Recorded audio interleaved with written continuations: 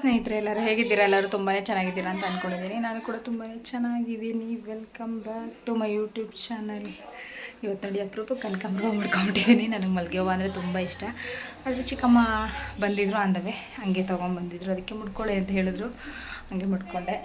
ಅವ್ರೇನೋ ಕೆಲಸದ ಮೇಲೆ ಬಂದಿದ್ರಾ, ಇವಾಗ ಬಾಬಾ ಬೆಂಗಳೂರಿಗೆ ಅಂತಂದರೆ ನಾವು ನಾಳೆ ಹೋಗೋಣ ಅಂತ ಅಂದ್ಕೊಂಡಿದ್ದೆ. ಆದರೆ ಇವಾಗ ರಕ್ಷಿಗೆ ರಜಾ ಹಾಕ್ಸಿ ನಾಳೆ ರಜಾ ಹಾಕ್ಸಿ ಇವಾಗಲೇ ಹೋಗೋಣ ಅಂತ ಪ್ಲ್ಯಾನ್ ಮಾಡ್ಕೊಂಡಿದ್ದೀವಿ.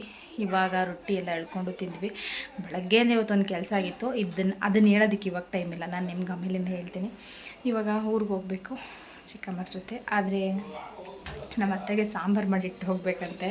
ಅವ್ರಿಗೆ ಅಡುಗೆ ಮಾಡ್ಕೊಳ್ಳೋದಂದರೆ ಕಷ್ಟ. ನಾನು ಆಲ್ರೆಡಿ ಓದ್ಬಿಡೋದಲ್ಲೆಲ್ಲ ಹೇಳಿದ್ದೀನಿ. ಅವರು ನಾನು ಎಲ್ಲಿಗೋದ್ರೂ ಇಷ್ಟ ಆದರೆ ಅಡುಗೆ ಮಾಡ್ಕೊಳ್ಳೋದಂದರೆ ಸ್ವಲ್ಪ ಕಷ್ಟ. ಹಾಗಾಗಿ ಅವ್ರಿಗೆ ಸಾಂಬಾರು ಮಾಡಿಟ್ಟು ಹೋಗ್ಬೇಕಂತೆ. ಇವಾಗ ಸಾಂಬಾರು ಮಾಡೋದಕ್ಕೆ ಅಂತ ತರಕಾರಿನೆಲ್ಲ ಹೆಚ್ಚಿಟ್ಟಿದ್ದೀನಿ. ಬೇಗ ಬೇಗ ಸಾಂಬಾರು ಮಾಡಿ ಇನ್ನೊಂದು ಹಾಫ್ ಆನ್ ಅವರ್ ಮುಕ್ಕಾಲು ಅವರ್ ಅಷ್ಟೇ ಟೈಮ್ ಇರೋದು. ಅಷ್ಟರಲ್ಲಿ ಸಾಂಬಾರು ಮಾಡಿ ರೆಡಿ ಆಗಿದ್ದೀವಲ್ವ, ಇದರಲ್ಲೇ ಹೋಗೋದು ಅಷ್ಟೇ. ಬನ್ನಿ ಬೇಗ ಬೇಗ ಅಡುಗೆ ಮಾಡಿ ಆಮೇಲೆ ಸಿಗ್ತೀನಿ.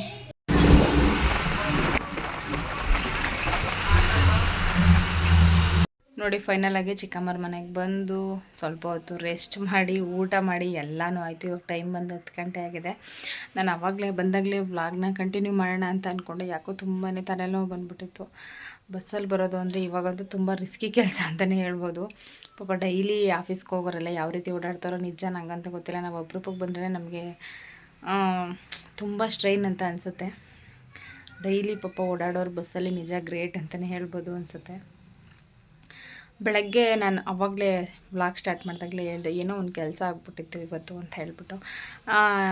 ಕೆಲವೊಂದು ಸರಿ ನಾವೇ ಒಂದು ಅಂದ್ಕೊತೀವಿ, ಅದು ಇನ್ನೂ ಒಂದು ಏನೇನೋ ಆಗ್ಬಿಡುತ್ತೆ. ನಾವು ಅಂದ್ಕೊಂಡಿದ್ದೊಂದು ಅದು ಆಗೋದು ಇನ್ನೊಂದು, ಎಲ್ಲ ಉಲ್ಟಾ ಪಲ್ಟಾ ಆಗುತ್ತೆ. ನನಗೂ ಇವತ್ತು ಬೆಳಗ್ಗೆ ಅದೇ ರೀತಿ ಕೆಲಸ ಆಗ್ಬಿಟ್ಟಿತ್ತು. ಏನಂದರೆ ಡ್ರೈ ಪೌಡಿಲ್ಲ ಅಂದರೆ ಕೈಲಿ ಇಟ್ಕೊಂಡು ಮಾಡಿದಾಗ ಸ್ವಲ್ಪ ಕೈ ನೋವು ಬಂದಂಗೆ ಆಗುತ್ತೆ. ಬೆಳಗ್ಗೆ ಏನಾಯ್ತಂದರೆ ಎಲ್ಲ ಪಲ್ಯಕ್ಕೆಲ್ಲ ಮಾಡಿಟ್ಟೆ. ನಾನು ಒಂದೊಂದನ್ನೇ ಒಂದೊಂದು ಸರಿ ನಿಧಾನ ಕೆಲಸ ಮಾಡೋದಿಲ್ಲ, ಬೇಗ ಬೇಗ ಮಾಡ್ಕೊಬಿಡ್ತೀನಿ. ಬೆಳಗ್ಗೆ ಹೊತ್ತು ಟೈಮು ಬೇಗ ಸೇವ್ ಆಗುತ್ತೆ ಅಂತ ಒಂದು ಕಡೆ ಪಲ್ಯ ಹಾಕ್ತಾಯಿದ್ರೆ ಒಂದು ಕಡೆ ಎಲ್ಲ ರೊಟ್ಟಿಗೆ ರೆಡಿ ಮಾಡ್ಕೊತಾ ಇರ್ತೀನಿ. ಹಾಗೆ ನಮ್ಮ ಮನೇಲಿ ರೊಟ್ಟಿ ತಿಂದಮೇಲೆ ಎಲ್ಲರಿಗೂ ರೊಟ್ಟಿ ಚಪಾತಿ ಪೂರಿ ಏನೇ ತಿನ್ನಲಿ ಬೆಳಗ್ಗೆ ಟೈಮ್ ಒಂದು ಸ್ವಲ್ಪ ರೈಸ್ ಇದ್ದೇ ಇರಬೇಕು ಕಂಪಲ್ಸರಿ, ನಮ್ಮ ಮನೆಯವ್ರಿಗೆ ನನಗೆ ಇಬ್ರಿಗೂ. ಹಾಗೆ ಫಸ್ಟು ರೈಸ್ ಕಿಟ್ಟಾದಮೇಲೆ ರೊಟ್ಟಿ ಮಾಡಿ ಪಲ್ಯ ಮಾಡೋಣ, ಹಾಗಲಕಾಯಿ ಪಲ್ಯ ಅಂತೆಲ್ಲ ಹೆಚ್ಚಿ ರೆಡಿ ಮಾಡಿ ಇನ್ನೇನು ಸ್ಟವ್ ಮೇಲೆ ಇಡಬೇಕು. ಸಿಲಿಂಡ್ರ್ ಖಾಲಿ ಆಯಿತು. ಆಯಿತು ಓಕೆ ರೆಡಿ ಆಗಲಿ ಅದು ಅಂದ್ಬಿಟ್ಟು ಸಿಲಿಂಡ್ರ್ ಚೇಂಜ್ ಮಾಡೋಣ ಅಂತ ಮಾಡಿದೆ. ಅದು ನೋಡಿದ್ರೆ ನಾನು ಈಗ ರೀಸೆಂಟಾಗಿ ಅಂದ್ಕೊಂಡೆ ಪೈಪು ಎಕ್ಸ್ಚೇಂಜ್ ಮಾಡಬೇಕು ಇದನ್ನು ಅಂತ ಅಂದ್ಕೊಂಡಿದ್ದೆ. ಅದು ನಾನು ಅಂದ್ಕೊಂಡು ಒಂದೂವರೆ ತಿಂಗಳು ಆಯಿತು ಅಷ್ಟೇನೇನೆ. ಅದು ರೆಗ್ಯುಲೇಟ್ರ್ ಪೈಪ್ ಒಳಗಡೆ ರಬ್ಬರ್ ಏನಾಗ್ಬಿಟ್ಟಿದೆ, ಅದು ಒಡೆದೋಗ್ಬಿಟ್ಟಿದೆ. ಅದು ಒಡೆದೋಗಿ ಬೇರೆ ಸಿಲಿಂಡ್ರಿಗೆ ನಾವು ಹೊಸ ಸಿಲಿಂಡ್ರಿಗೆ ನಾನು ಅದನ್ನು ಹಾಕಿದ ತಕ್ಷಣವೇ ಅದು ಜಾಸ್ತಿ ಸ್ಮೆಲ್ ಬರೋದಕ್ಕೆ ಸ್ಟಾರ್ಟ್ ಆಗಿಬಿಡ್ತು. ಎಲ್ಲ ರಕ್ಷಿಗೆ ಇನ್ನೇನು ಟೈಮ್ ಆಗ್ತಾಯಿದೆ ಅನ್ನೋ ತಿಂಡಿ ಮಾಡಿಲ್ಲ. ನನಗಂತೂ ಬೆಳಗ್ಗೆನೇ ತುಂಬಾ ಟೆನ್ಷನ್ ಆದಂಗೆ ಆಗ್ಬಿಡ್ತು. ಆಮೇಲೆ ಆಯಿತು ಅಂತೇಳಿ ಇವತ್ತು ಶುಕ್ರವಾರ ಬೇರೆ ಅಲ್ವಾ, ಬೇಗನೆ ಎಲ್ಲ ವಾರ ಮಾಡೋಣ ಅಂಥೇಳಿ ಎಲ್ಲ ಕೆಲಸನೂ ಮುಗಿಸ್ಕೊಂಡೆ. ಎಲ್ಲ ಕೆಲಸ ಮುಗಿಸಿ ಇನ್ನೇನು ತಿಂಡಿ ಮಾಡಿ ಸ್ನಾನ ಮಾಡಿ ಪೂಜೆ ಮಾಡೋಣ ಅಂದ್ಕೊಳ್ಳೋಷ್ಟರಲ್ಲಿ ಮತ್ತೆಲ್ಲ ಉಲ್ಟಾ ಕೆಲಸ ಆಯಿತು ಅಂತ ಹೇಳ್ಬೋದು. ಓಕೆ ಆಯಿತು ಅಂಥೇಳಿ ಪೂಜೆ ಏನೂ ಮಾಡಲಿಲ್ಲ. ಫಸ್ಟು ರಕ್ಷಿಗೆ ಬಾಕ್ಸ್ ಕಟ್ಟಿ ಹೋಟ್ಲೆಲ್ಲ ಅವನಿಗೆ ತಿಂಡಿ ತಿನ್ನಿಸಿ ಕಳಿಸಿ ಆಮೇಲೆ ನಾನು ನಮ್ಮ ಮನೆಯವರೆಲ್ಲರಿಗೂ ತಿಂಡಿ ತೊಗೊಂಬಂದು ಕೊಟ್ಟು. ಚಿಕ್ಕಮ್ಮನ ಪಾಪ ಇವತ್ತುವರೆಗೆ ರೊಟ್ಟಿ ಹಾಗಲಕಾಯಿ ಪಲ್ಯ ಅಂದರೆ ತುಂಬ ಇಷ್ಟ. ಅವ್ರನ್ನೂ ನಾನು ಏನು ಮಾಡಿದೆ, ತಿಂಡಿಗೆ ಬಂದುಬಿಡಿ ಹೆಂಗೂ ಬರ್ತಿರಲ್ಲ, ಆಮೇಲೆ ಅಂದವೇ ನೀವು ಹಿಂಗೆ ಹೋಗಿವ್ರಂತೆ ಅಂತ ಬೇರೆ ಅಂದೆ. ಅವರು ಪಾಪ ತಿಂಡಿಗೆ ಬಂದಿದ್ರು, ಮತ್ತು ಅವರನ್ನು ಕರ್ಕೊಂಡೋಗಿ ಎಲ್ಲ ಹೋಟ್ಲಲ್ಲೇ ತಿಂಡಿ ತಿನ್ಕೊಂಡು ಆಮೇಲೆ ಬಂದ್ವಿ. ಬೆಳಗ್ಗೆನೇ ನಾವು ಒಂದೇನೋ ಅಂದ್ಕೊಂಡಿರ್ತೀವಿ, ಅದು ಇನ್ನೊಂದಾದಾಗ ಎಲ್ಲ ಮೈಂಡೆಲ್ಲ ಅಪ್ಸೆಟ್ ಆಗಿಬಿಡುತ್ತೆ. ನನಗಂತೂ ಹಾಗೇನೇನೆ ನಾವೇನೋ ಒಂದು ಕ್ಯಾಲ್ಕುಲೇಷನ್ ಹಾಕ್ಕೊಂಡಿರ್ತೀವಿ, ಅದೆಲ್ಲ ಉಲ್ಟಾ ಪಲ್ಟಾ ಆಗಿಬಿಟ್ಟಿರುತ್ತೆ. ಅದರಲ್ಲೂ ಅರ್ಲಿ ಮಾರ್ನಿಂಗ್ ಬೆಳಗ್ಗೆ ಎದ್ದು ನಾವು ಫ್ರೆಶ್ ಮೂಡಲ್ಲಿರ್ತೀವಿ, ಆವಾಗ ಈ ಕೆಲಸ ಮಾಡ್ಬೇಕಾದ್ರೆ ಈ ರೀತಿ ಉಲ್ಟಾ ಪಲ್ಟಾ ಆದರೆ ಸಿಕ್ಕಾಪಟ್ಟೆ ಬೇಜಾರು. ನನಗಂತೂ ಇವತ್ತು ಬೆಳಗ್ಗೆಯಿಂದ ಹಾಗೆ ಅನ್ನಿಸ್ತು. ಆಮೇಲೆ ಚಿಕ್ಕಮ್ಮವ್ರು ಬಂದಮೇಲೆ ಸ್ವಲ್ಪ ಮೈಂಡ್ ಫ್ರೆಶ್ ಆಯಿತು. ನೋಡೋಣ, ಇವಾಗ ವ್ಲಾಗ್ನ ಇಲ್ಲಿಗೆ ಸ್ಟಾಪ್ ಮಾಡ್ತೀನಿ, ಮತ್ತು ನಾಳೆ ಕಂಟಿನ್ಯೂ ಮಾಡೋಣ ಅಂತ ಅಂದ್ಕೊಂಡಿದ್ದೀನಿ. ಆಲ್ರೆಡಿ 10 ಗಂಟೆ ಆಗಿಬಿಟ್ಟಿದೆ. ಬನ್ನಿ ಇವಾಗ ಊಟ ಎಲ್ಲ ಆಯಿತು, ಚೆನ್ನಾಗಿ ನಿದ್ದೆ ಮಾಡಿದ್ದು. ಮತ್ತು ನೆಕ್ಸ್ಟ್ ಡೇ ನಾನು ಇದೇ ವ್ಲಾಗ್ನೇ ಕಂಟಿನ್ಯೂ ಮಾಡ್ತೀನಿ. ನೆಕ್ಸ್ಟ್ ಡೇ ನಾನು ಮತ್ತೆ ವ್ಲಾಗ್ನ ಕಂಟಿನ್ಯೂ ಮಾಡ್ತಾಯಿದ್ದೀನಿ. ಬೆಳಗ್ಗೆನೇ ಎದ್ದು ಎಲ್ಲರದ್ದು ಕಾಫಿ ಆಯಿತು. ಇವಾಗ ರಾಮನಗರದಲ್ಲಿ ಚಿಕ್ಕಮ್ಮರು ಬರ್ತೀನಿ ಅಂತ ಹೇಳಿದ್ದಾರೆ. ತಿಂಡಿ ಮಾಡ್ತಾಯಿದ್ದೀವಿ. ತಿಂಡಿಗೆ ಬಂದು ಇವತ್ತು ಟೊಮೊಟೊ ಬಾತು. ಚಂದುಗೆ ಗೊತ್ತಲ್ಲ, ಅವ್ರ ಮನೆಗೆ ಬಂದಿರೋರಿಗೆಲ್ಲ ಈ ಏನಾದರೂ ವೆರೈಟಿಯಾಗಿ ಮಾಡಿಕೊಡ್ಬೇಕು. ಅಂದರೆ ಕುಕ್ಕರಲ್ಲೆಲ್ಲ ಮಾಡೋದೊಳಗೆ ಇಷ್ಟ ಆಗಲ್ಲ. ಅದಕ್ಕೆ ಇವಾಗ ಟೊಮೊಟೊ ಬಾತ್ ಮಾಡೋಣ ಅಂತ ಹೇಳಿದ್ಲು. ಟೊಮೊಟೊ ಬಾತ್ ಮಾಡ್ತಾ ಇದ್ದೀವಿ. ಅದಕ್ಕೆ ಅವಳು ಕುಕ್ಕರಲ್ಲಿ ಬೇಡ, ಈ ರೀತಿ ಓಪನಾಗಿ ಮಾಡೋಣ ಅಂತ ಹೇಳಿದ್ಲು. ಟೊಮೊಟೊ ಬಾತ್ ಮಾಡ್ತಾಯಿದ್ದೀವಿ. ಚೆನ್ನಾಗಿ ನೋಡೋಣ ಟೇಸ್ಟ್ ಹೆಂಗೆ ಬರುತ್ತೆ ಅಂತ.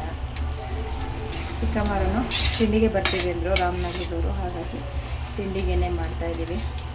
ತಿಂಡಿ ತಿನ್ನಬೇಕು. ಆ ಚಿಕ್ಕಮ್ಮರ ಮನೇಲಿ ಬಂದು ಇಡ್ಲಿ ಅವರು ಬನ್ನಿ ಅಂತ ಕರೆದ್ರು. ನಾವು ಇಲ್ಲಿ ಟೊಮೊಟೊ ಬಾತ್ ಮಾಡ್ತಾಯಿದ್ವಲ್ಲ, ಹಾಗಾಗಿ ಬೇಡ ಅಂದ್ವಿ. ರಕ್ಷಿನೂ ಚಂದು ಮಾತ್ರ ಬೇಕು ಅಂದ್ಬಿಟ್ಟು ಹೋಗಿದ್ದಾರೆ. ಅಂದರೆ ಚಂದು ಇಲ್ಲಿಗೆ ತಿಂಡಿಗೆ ಬರ್ತಾಳೆ, ರಕ್ಷಿ ಮಾತ್ರ ನಂಗೆ ಇಡ್ಲಿ ಬೇಕು ಅಂತ ಹೇಳಿ ಹೋಗಿದ್ದೆ. ನಮಗೂ ಇಡ್ಲಿ ಅಂದರೆ ಇಷ್ಟನೇ, ಆದರೆ ಚಂದುಗೆ ಟೊಮೊಟೊ ಬಾತ್ ಇಲ್ಲೇ ಮಾಡೋಣ ಅಂತ ಹೇಳಿದ್ನಲ್ಲ, ಹಾಗಾಗಿ ಎಲ್ಲರೂ ಟೊಮೊಟೊ ಬಾತ್ ಇಲ್ಲೇ ಮಾಡ್ಕೊತಾ ಇದ್ದೀವಿ. ಹಾಗಾಗಿ ನಾವಿಲ್ಲೇ ತಿಂಡಿ ತಿನ್ನೋದು. ನಾವು ಯಾಕೆ ಬೆಂಗಳೂರಿಗೆ ಬಂದಿರೋದು ಏನು ಅಂತ ನೋಡೋಣ. ಈ ಬ್ಲಾಗಲ್ಲೇ ಆದರೆ ಹೇಳ್ತೀನಿ, ಇಲ್ಲಾಂದರೆ ನೆಕ್ಸ್ಟ್ ಬ್ಲಾಗಲ್ಲಿ ಹೇಳ್ತೀನಿ, ಸರಿನಾ? ಈಗ ತಿಂಡಿ ಮಾಡ್ತಾಯಿದ್ದೀನಿ. ಎಲ್ಲರೂ ಬರಲಿ, ಮತ್ತು ನೋಡೋಣ. ಅವರೆಲ್ಲರೂ ಬಂದಮೇಲೆ ತಿಂಡಿ ತಿನ್ನಬೇಕು. ಅಷ್ಟರಲ್ಲಿ ಬೇಗ ತಿಂಡಿಗೆ ರೆಡಿ ಮಾಡಿಬಿಡ್ತೇನೆ. ಆಗಿದೆ ಟೊಮೆಟೊ ಬಾತ್, ಸೂಪರಾಗಿದೆ ಅಂತೆ. ಇವಾಗ ಹೆಂಗದೆ ಚಿಂದು? ಮಸಾಲೆ ಉಳ್ಕೊಂಡು ಚೆನ್ನಾಗಿ ಹಾಕೊಡ್ಲೇನೆ. ಚಂದು ತುಂಬ ಇಷ್ಟ ಆಯಿತು ಟೊಮೊಟೊ ಬಾತು ಚೆನ್ನಾಗಿದೆ ಅಂತೆ. ಇವಾಗ ನಾವು ಟ್ರೈ ಮಾಡೋಣ.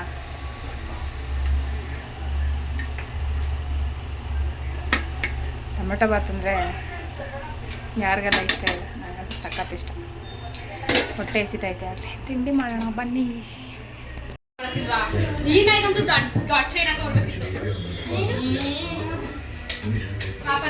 ಇನ್ನ ನಾಷ್ಟ ಬೇರೆ ಮಾಡಿಲ್ವಲ್ಲೇ ಚಂದನಾ?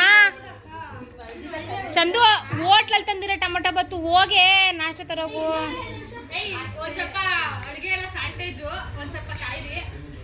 ಹೋಟ್ಲಲ್ಲಿ ನಾಷ್ಟ ತಗೋಬತ್ತೀವಿ. ಎಲ್ಲಿ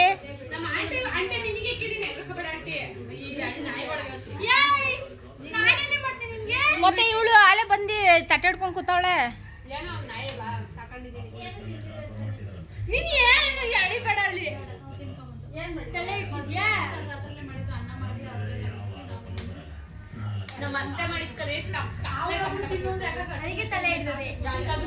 ಅಯ್ಯ ಚಂದ, ಇವಳು ಏನು ಇವಳು ಹಿಂಗಾಡ್ತಾಳೆ?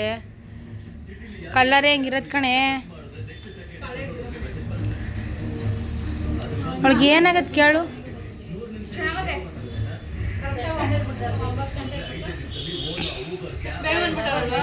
ರಾತ್ರಿನೇ ಬನ್ನಿ ಅಂದರೆ ಬರಲಿಲ್ಲ, ಅದಕ್ಕೆ ಬಾಯಿವ್ರು. ಕಮರೆಲ್ಲ ಬಂದರು, ಅವರೆಲ್ಲ ತಿಂಡಿ ತಿಂತಾಯಿದ್ರು. ತಿಂಡಿ ಎಲ್ಲ ತಿಂದು ಒಂದು ಸ್ವಲ್ಪ ಹೊತ್ತೆಲ್ಲರೂ ಮಾತಾಡಿಕೊಂಡು, ನಾವೆಲ್ಲರೂ ಸೇರಿದಾಗ ಗೊತ್ತಲ್ವ ಎಷ್ಟೊಂದೆಲ್ಲ ಮಾತಾಡ್ತೀವಿ ಅಂತ, ಎಲ್ಲರೂ ಮಾತಾಡಿಕೊಂಡು ಕೂತಿದ್ವಿ. ಆಮೇಲೆ ನಮ್ಮ ರಾಜಾಂಟಿಗೆ ಹೊರಗಡೆ ಹೋಗೋದು, ತರಕಾರಿ ತರೋದು, ದಿನಸಿ ತರೋದು, ಇದೆಲ್ಲ ಬೋರಿಂಗ್ ಕೆಲಸ. ಅವ್ರಿಗೆ ಮನೇಲಿ ಏನಾದರೂ ಕೆಲಸ ಮಾಡುವಂತ ಅಂದರೆ ಮಾಡ್ತಾರೆ. ಮನೇಲೂ ಅಡುಗೆ ಮಾಡೋ ಕೆಲಸ ಅಂದರೆ ಬೇಜಾರು ಅವ್ರಿಗೆ, ಆದರೂ ಮಾಡ್ತಾರೆ. ಆಮೇಲೆ ಹೊರಗಡೆ ಹೋಗಿ ಈ ರೀತಿ ದಿನಸಿ ತರೋದು ಈ ಥರದ್ದೆಲ್ಲ ಅವ್ರಿಗೆ ಇಷ್ಟ ಆಗೋದಿಲ್ಲ. ಅದಕ್ಕೇನೆ ನೀವೇ ಹೋಗಿ ತೊಗೊಂಬರೋಗಿ ಅಂತಂದರು. ಸ್ವಲ್ಪ ತರಕಾರಿ ಬೇಕಿತ್ತು. ನಾನು ಚಂದು ಅದಕ್ಕೆ ಮಳೆ ಬಂದುಬಿಡುತ್ತೆ, ಬೇಗ ಹೋಗಿ ಇವ್ರಿಗೆ ತೊಗೊಂಬಂದು ಕೊಡೋಣ ಅಂತ ಹೇಳಿಬಿಟ್ಟು ನಾನು ಚಂದು ಮತ್ತು ರಕ್ಷಿ 3 ಜನನೂ ಬಂದ್ವಿ. ನಾವು ಮಧ್ಯಾಹ್ನದ ಮೇಲೆ ಸ್ವಲ್ಪ ಶಾಪಿಂಗ್ ಹೋಗೋಣ ಅಂತ ಅಂದ್ಕೊಂಡಿದ್ವಿ. ಮೇಘು ಇನ್ನೂ ಡ್ಯೂಟಿಯಿಂದ ಬಂದಿರಲಿಲ್ಲ, ಅವಳು ಬರಲಿ ಅಂತ ವೆಯ್ಟ್ ಮಾಡಿ ಚಿಕ್ಕಮ್ಮರಿಗೆಲ್ಲ ತೊಗೊಂಬಂದು ಕೊಟ್ಟು ನಾನು ಮೇಘು ಬಾವು ಎಲ್ಲ ಆಮೇಲೆ ಶಾಪಿಂಗ್ ಹೋಗ್ತಾಯಿದ್ದೀವಿ.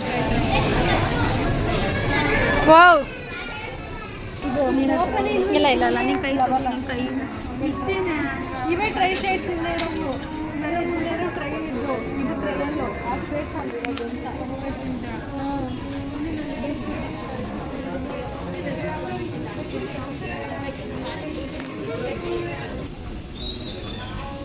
ರೆಡ್ ಇಷ್ಟ ಆಯಿತು ನನಗೆ. ರೆಡ್ ಚೆನ್ನಾಗದ, ವೈಟಿಗೆ ರೆಡ್ ಕಾಂಬಿನೇಷನ್ ಇದು ಅಲ್ಲೇ ತಗೊಂಡು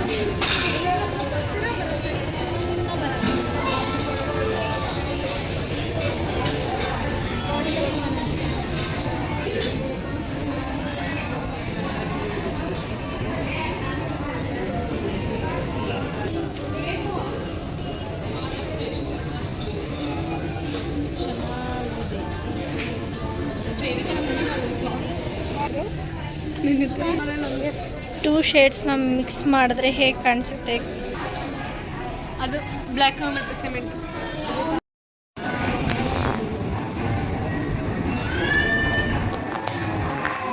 ನೋಡಿ ಶಾಪಿಂಗ್ ಎಲ್ಲ ಮುಗಿಸ್ಕೊಂಡು ರಿಟರ್ನ್ ಆಗಬೇಕಾದ್ರೆ ಎಷ್ಟೊಂದು ಮಳೆ ಬರ್ತಾ ಇದೆ ಅಂತ. ಏನಕ್ಕೆ ಶಾಪಿಂಗ್ ಮಾಡಿರೋದು ಏನು ಅಂತ ವೆಯ್ಟ್ ಮಾಡಿ, ನಾನು ನೆಕ್ಸ್ಟ್ ವಿಡಿಯೋನ ಆದಷ್ಟು ಬೇಗ ಅಪ್ಲೋಡ್ ಮಾಡ್ತೀನಿ. ಏನೋ ವಿಶೇಷ ಇದೆ, ಹಾಗಾಗಿ ಪರ್ಚೇಸಿಂಗಿಗೆ ಹೋಗಿದ್ದಿದ್ದು ಅಷ್ಟೇನೇನೆ. ಇವತ್ತಿನ ವ್ಲಾಗ್ ಇಷ್ಟೇ ಸ್ನೇಹಿತರೆ, ಸಿಗೋಣ ನೆಕ್ಸ್ಟ್ ವಿಡಿಯೋದಲ್ಲಿ. Love you all, thanks for watching.